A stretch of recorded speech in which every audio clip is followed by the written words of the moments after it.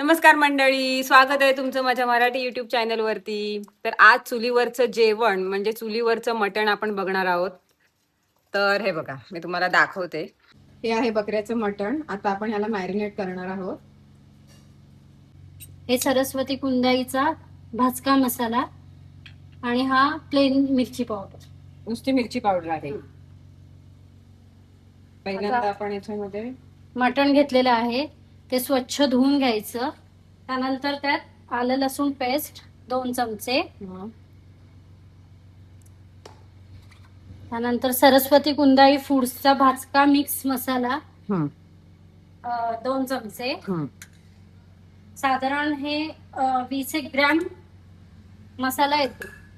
त्याच्यानंतर प्लेन मिरची powder, Saraswati कुंदाईचीच plain मिरची पावडर आहे ती 1 चमचा आणि हळद पावडर. मीठ घालून झाल्यावर याच्यामध्ये थोडीशी हळद. हळद पण आमची गावठी हळद आहे. आम्ही स्वतःहून हळदीची इथे छोटीशी शेती करतो. हे व्यवस्थित असं छान मिक्स करून घ्यायचं आणि अर्धा तास रेस्ट व्हायला ठेवलेली आहे आणि टोप ठेवलेला आहे. याच्यात थोडंसं तेल टाकलेलं आहे. तेल तापलंय. आता आपण यामध्ये टाकूया लसूण. लसूण लसूण थोडा खरपूस करायचा. त्यानंतर खडे मसाल्यामध्ये काय काय? दालचिनीचं पान, 2 लवंगा, विस्तार काढली, दालचिनीचा 1 छोटासा तुकडा, थोडासा कांदा. कांदा बघा, कांदा चांगला पोळून घ्यायचा. तर आम्ही दोघी आज चुलीवरचं मटण बनवणार आहोत.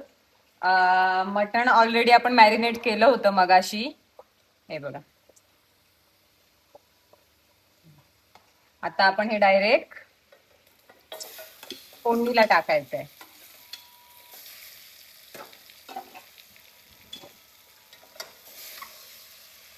छान परतून घ्यायचं.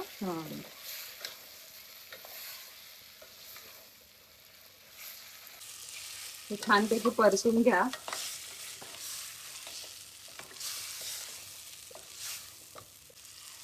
हे बकऱ्याचं मटण आहे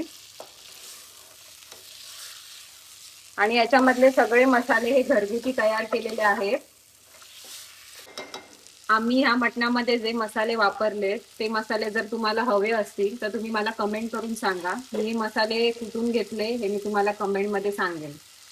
तरी सुद्धा मी तुम्हाला सांगते की हे मसाले आम्ही सरस्वती कुंदाई फूड्स जे घरगुती मसाले तयार करतात, एक जी महिला आहे ती हे मसाले तयार करते, तर आम्ही ते मसाले वापरतोय. खूप सुंदर मसाले असतात त्यांचे. झाकून ठेवूया.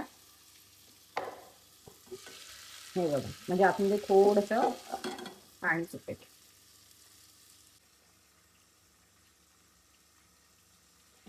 वरती थोडस पाणी टाका. वरती पाणी ठेवलेलं आहे का तर मटण पटकन शिजावं, त्याची वाफ तयार होऊन.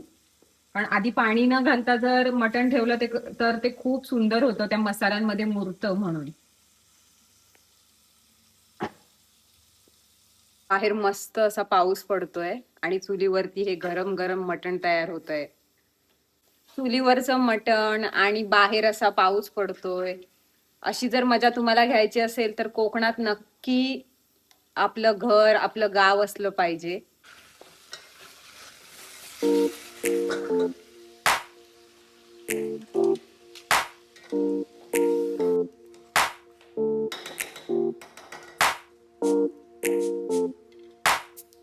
आता हे आपण वाटण लावूया. हे मी आधीच करून ठेवलं होतं.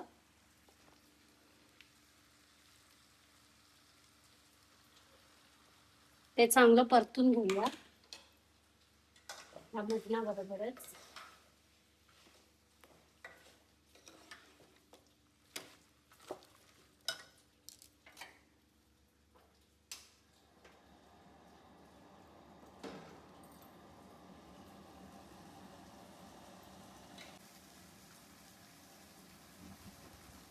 चुलीवरचं जेवण करायची मजा पण वेगळी असते ना. मस्त छान वाटतं. चुलीवरचं जेवायला पण छान वाटतं आणि करायला पण मस्त वाटतं. वास सुटलाय आता हे गरम पाणी आहे ते आपण ह्याच्यात ओतूया.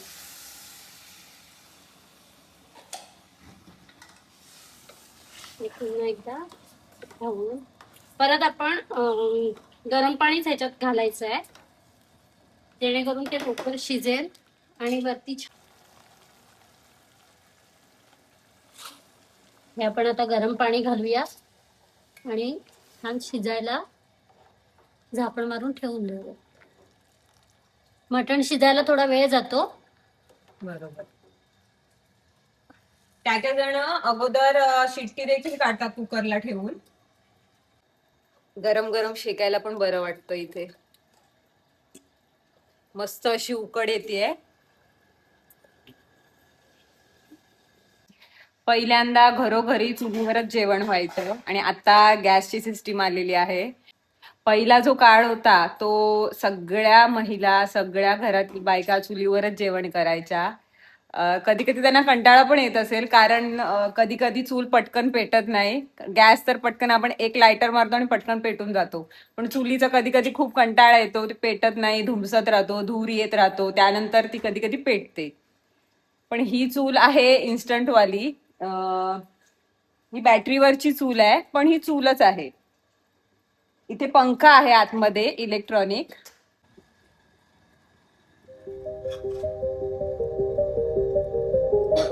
छान अशी पेटली. चुलीवरचं जेवण असते त्याला कधी कधी जे आपण नॉनव्हेज बनवतो त्याला खूपच चव येते चुलीच्या जेवणामुळे. माहित नाही कसं. ही पूर्ण आमची बाग आहे पाठीमागे आणि इथून जर तुम्हाला दिसतंय, मला दाखवते. हे बघा, ते पाठीमागे आमचं घर आहे पूर्ण आणि इथे खूप गुळगुळीतपणा आलाय की पाय टाकलं तर माणूस सरकू शकतो आणि पडू शकतो. चुलीवर जेवण होतंय तोपर्यंत मी तुम्हाला आमची पाठची बाग दाखवते.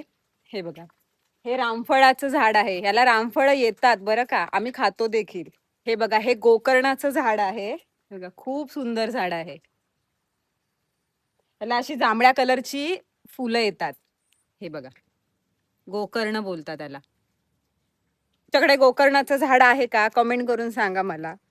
हे बघा, इथे पण गोकर्ण आहे छोटस आणि इथे जी तुळस आहे त्या तुळशीवर पूर्ण गोकर्णाचं झाड चढलंय. हे बघा, खूप सुंदर वाटतंय.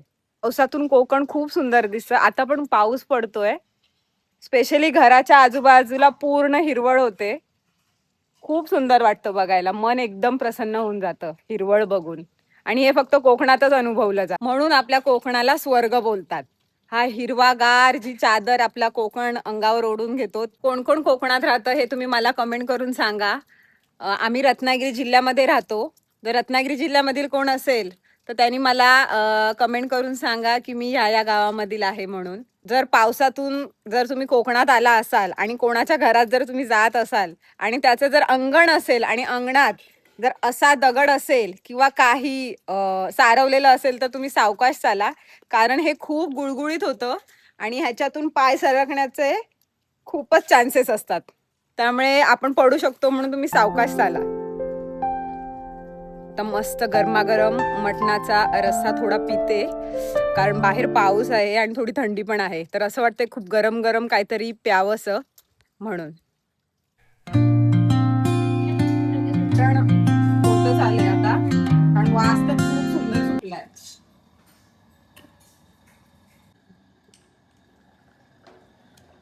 वाव, मस्त अशी उकड आलेली आहे.